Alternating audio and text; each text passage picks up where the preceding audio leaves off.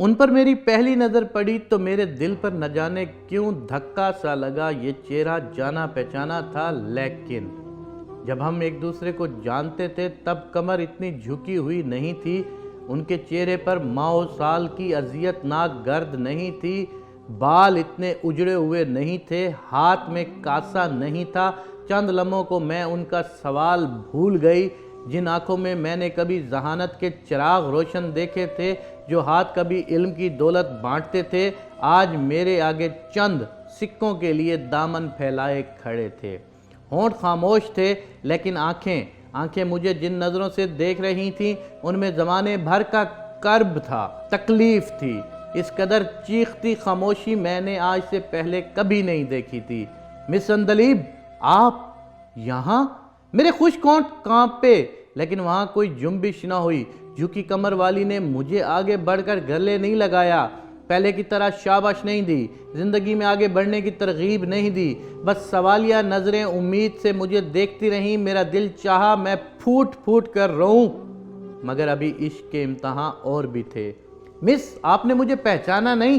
میں ارم ہوں، آپ کی کلاس میں پڑھتی تھی، آپ کی ہونہار شاگرد۔ اب میں مس عندلیب کے سامنے سوالیہ نشان بنی کھڑی تھی، مگر وہ کچھ مسکرائیں۔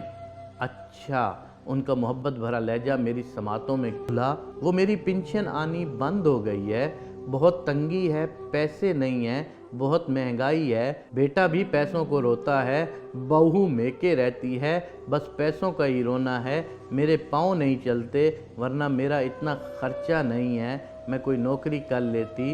وہ ایک سانس میں بولتی گئیں، جیسے یہ سب کہنے کو کب سے ترس رہی تھی۔ میں اپنی جگہ سے سکتے میں کھڑی تھی، شاید وہ مجھے دیکھ کر شرمندہ تھی، میں خود میں چور سی ہو گئی، کچھ اور پوچھنے کی ہمت ہی نہ ہوئی۔ ان کی حالت تمام داستان سنا رہی تھی۔ مس، میں اگر آپ کے کسی کام آ سکوں، فرط جذبات سے میری زبان لڑکھڑا رہی تھی۔ میں تو بس بالکل تنہا ہوں، کوئی کہنے سننے والا نہیں۔ کچھ کہتے کہتے ان کا لہجہ رند گیا۔ کچھ مل جاتا تو میں اپنے لیے روٹی لے لیتی۔